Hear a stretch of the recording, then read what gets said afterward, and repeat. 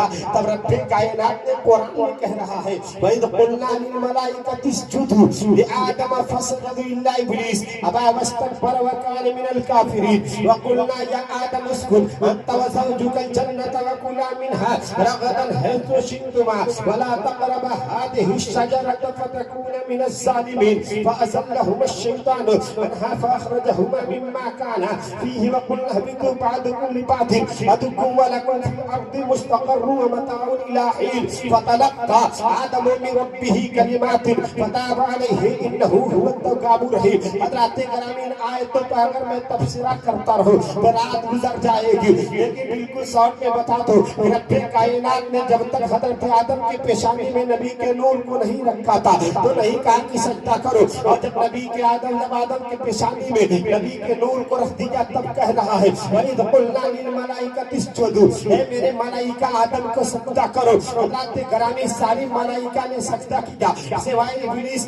حضرات گرامی ابلیس نے سجدہ نہیں کیا۔ آج بھی عید میلاد النبی مناتے ہیں، لیکن حضرات گرامی جتنے نبی کے وفادار ہیں جشن عید میلاد النبی مناتے ہیں، جتنے نبی کے وفادار ہیں نبی کے آنے پر جشن مناتے ہیں، جتنے بھی نبی کے آنے والے جتنے بھی عاشق ہیں سب نبی کے آنے کی آمد میں خوشی مناتے ہیں، لیکن جتنے بھی ابلیس کے چہرے اور چپاتے ہیں وہ نہیں مناتے ہیں، اس لیے کہ اس نے سجدہ نہیں کیا تھا۔ آج وہ چہرے اس کے آج بھی زندہ ہے جو یہ کہتے ہیں کہ شرک ہے بدعت ہے۔ میں کہتا ہوں کہ سنو تم شرک اور بدعت کا فتویٰ لگاتے ہو، اب ذرا بتاؤ کہ خانہ کعبہ پہ جو غلاف چڑھتا ہے سعودی عربیہ کی حکومت سے کیوں نہیں کہتے ہو کہ خانہ کعبہ پہ جو غلاف چڑھایا جاتا ہے 52 کنٹل یا 52 کلو سونا سے جو چادر چڑھائی جاتی ہے اس پر غلاف چڑھایا جاتا ہے، یہ شرک بدعت نہیں ہے۔ حضرات گرامی یہ کوئی فرض واجب نہیں ہے، حضرات گرامی اسے کیوں چڑھایا جاتا ہے؟ اگر میں مثال دوں تو بہت ساری مثالیں ہیں، لیکن حضرات گرامی وقت نہیں ہے۔ ہم یہ کہنا چاہتے ہیں کہ سنو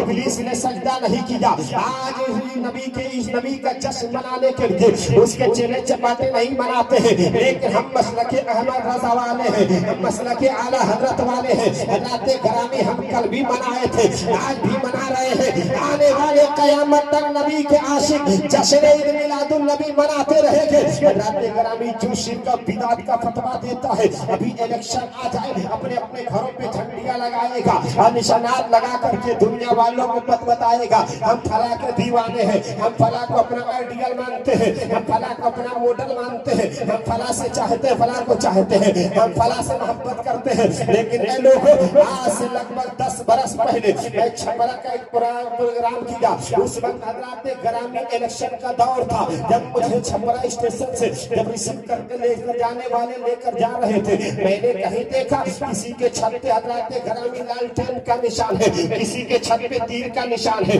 کسی کے چھت پہ کچھ کا نشان ہے، ایک سے ایک نشانات لگائے گئے تھے۔ لیکن جو لوگ مجھے ریسیو کر کے لے کر گئے میں نے کہا کہ بتائیے یہ ذرا بتائیے کہ آخر میں یہ جھنڈے کیوں لگائے گئے ہیں، یہ نشانات کیوں لگائے گئے ہیں؟ تو لوگوں نے کہا کہ مولانا آپ تو پوری ہندوستان میں جلسہ کرتے کانفرنسیں کرتے ہیں، کیا آپ کو پتا نہیں ہے کہ جھنڈا کس نے لگا ہے؟ ہم نے کہا کہ پتا نہیں ہے تبھی تو پوچھ رہا ہوں۔ اس نے کہا کہ کسی نے لالٹین کا نشان لگا کر کے دنیا والوں کو بتایا کہ ہم لالو یادو کو اپنا آئیڈیل مانتے ہیں، کسی نے کہا کہ ہم نتیش کمار کو اپنا ماڈل مانتے ہیں۔ لیکن ہم نے جب سنا تو ہم نے کہا کہ آج یہ لوگ شرک و بدعت کا فتویٰ لگانے والے نہیں لگائیں گے کہ یہ جھنڈیاں لگانا شرک و بدعت ہے، حرام و ناجائز ہے۔ لیکن جیسے ہی جشن میلاد النبی کا چاند نظر آئے گا اور نبی کا عاشق جھوم کر کے جھنڈی لگائے گا تو لوگ اسے شرک اور بدعت کہیں گے۔ حضرات گرامی ہم کہتے ہیں ارے یہ شرک و بدعت نہیں ہے، یہ فرشتوں کا طریقہ ہے۔ جب چاند نظر آ جائے ہر ماں بہنوں کو اپنے بیٹوں کے ہاتھوں میں جھنڈی دے دینی چاہیے اور کہنے چاہیے کہ بیٹے اس جھنڈے کو لے کر کے چھت پہ جاؤ اور چھت پہ لے جا کر کے جھنڈی لگا کر کے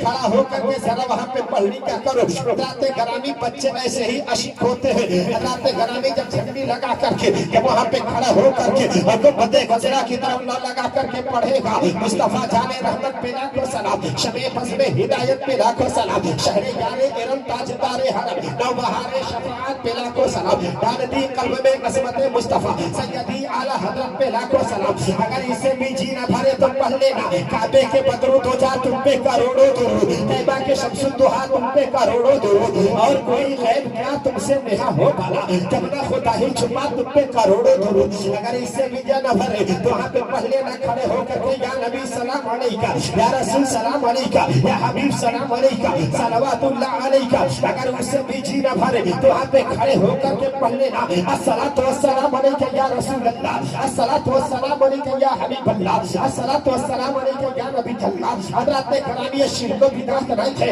ये फरिश्तों का तरीका है। हम कहते हैं कि जब नबी और नूर का चांद नजारा जाए तो झंडियां लगा करके दुनिया वालों को बता दो, ए दुनिया वालों, हम किसी और कहने को अपना आइडियल और अपना मॉडल नहीं बनाते हैं, हम उस नबी का अपना आइडियल बनाते हैं जो दुनिया में भी कामयाब है और दुनिया में भी काम आएगा और आखिरत में भी काम आएगा। जालिमी कल्ब में अज़मत मुस्तफा सैयदी आला हज़रत पेला को जवाब। तुम्हें कैसे आशिक ने कहा अपने शान अंदाज में कि सबसे औला हमारा नबी, दोनों आलम का दूल्हा हमारा नबी, कौन देता है देने को मुंह चाहिए, देने वाला है सच्चा हमारा नबी। सब चमक वाले उजलों में चमका कीजिए, अंधे शीशों में चमका हमारा। वक्त मेरा बिल्कुल खत्म होते जा रहा है, मैं 2-4 मिनट में कुछ। अब ये नूर जब खुदा किया हजरत आदम की पेशानी में, हजरत आदम की पेशानी से होते हुए एक के बाद दीगरे सब नबी के पेशानी में गुजरता हुआ गया। कहाँ गया? हजरत अब्दुल मुत्तलिब की पेशानी में।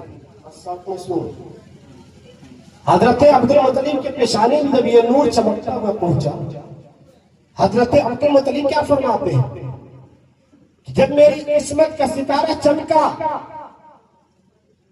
तो मैं खाने काबा की तरफ चला। खाने काबा की तरफ जैसे ही बढ़ा, खाने काबा झूमने लगा। मैंने कहा कि काबा तू मेरी तरफ क्यों झुक रहा है?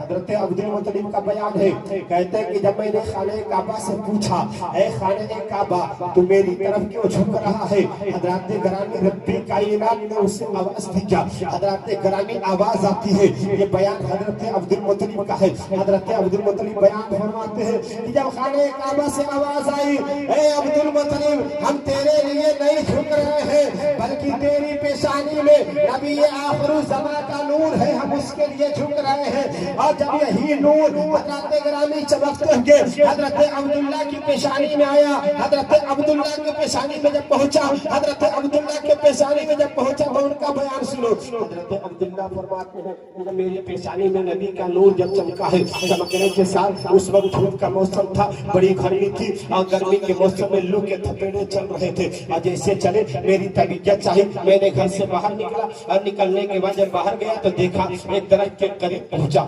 दरख्त के करीब में पहुंचा, हल्की हवा चली, मुझे नींद आ गई। मैं वहां पे लेटा, मैंने आंख खुली तो देखा क्या कि जितने भी दरख्त के शाखें हैं सब मेरी तरफ झुकती है और उठ जाती है। और मैंने वहां पे पूछा था ए दरख्त तो मेरी तरफ क्यों झुक रहा है? तो दरख्त से आवाज आती है, ए हजरत अब्दुल्ला हम तेरे लिए नहीं झुक रहे हैं, बल्कि तेरी पेशानी में नबी के आखिर ज़मां का नूर है, उसके लिए झुक रहे हैं। हजरत ग्रामी जिधर जिधर नबी का नूर गया है उधर उधर जमाना झुकते हुए चला गया है। हम आप लोगों से हाथ जोड़ करके अपील करेंगे, इसलिए कि मेरा वक्त बहुत कम मिला और इसी कम वक्त में आपको गुफ्तगू आपके समय समाज के हवाले की जा। हज़रात ग्रामी बोलने में कहने में किसी तरह से कोई गलती गुस्ताखी कमी हो तो आप लोग माफ फरमाएंगे। आखिरी बात मैं बता कर जाता हूँ, आप अपने दिल में इसको रख करके कल जुलूस निकालिएगा। हज़रात ग्रामी जुलूस निकाल के, ये फरिश्तों का तरीका है, झंडियां लगाइए, ये फरिश्तों का तरीका है। लेकिन अपने आप जब जुलूस निकाले तो खुद से पढ़ते हुए चले,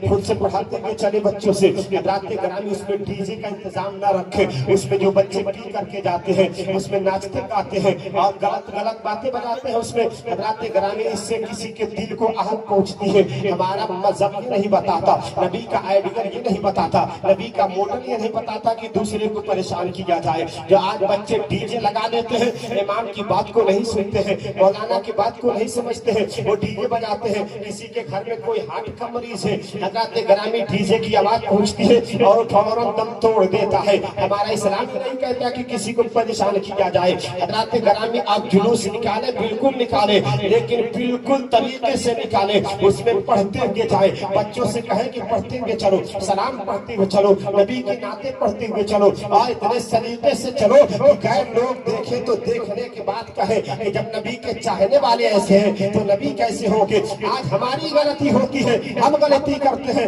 ہمارے بچے غلطی کرتے ہیں, ہمارے معاشرے, ہمارے سماج اور ہمارے سوسائٹی کے نوجوان غلطی کرتے ہیں, لیکن اس کا انجام ہمارے نبی کے اوپر لگایا جاتا ہے, ہمارے مذہب کے اوپر لگایا جاتا ہے کہ ان کا مذہب ایسی ہے. مذہب کی خوبصورتی کو بتاتے ہیں کہ ان کے مذہب کی خوبصورتی یہ ہے. ہم کہتے ہیں کہ سنو, تمہاری جھنڈیاں لگا لینے سے ہمارا مذہب بہت اچھا نہیں ہو جائے گا, اگر نہیں لگاؤ گے ہمارا مذہب بہت برا نہیں ہو جائے گا, لیکن ہم دوسرے کو موقع نہ دیں. حضرات گرامی ہم اتنے سلیقے سے نکالے کہ غیر لوگ دیکھیں تو دیکھنے کے بعد یہ کہے کہ آج 1440 سال کے بعد جب نبی کے امتی ایسے ہوتے ہیں, جب نبی کے عاشق ایسے ہوتے ہیں تو نبی کیسے ہوں گے. اے لوگ آخری بات کو نوٹ کر لو, جب میرے مصطفیٰ مکہ میں آئے تو کتنے سال تک رہے, 40 سال تک رہے. 40 سال تک میرے مصطفیٰ نے کسی کو نہیں کہا کہ ہمارا مذہب بہت اچھا ہے, میرے مصطفیٰ نے کبھی نہیں کہا کہ مذہب بہت بہتر ہے. حضرات گرامی رب کائنات نے کہا یا رسول اللہ آپ کو خاموش رکھ کر کے دنیا کو جواب دینا ہے. میرے مصطفیٰ کیا پیش کر رہے تھے. حضرات گرامی آتے آتے نہیں بتا دیے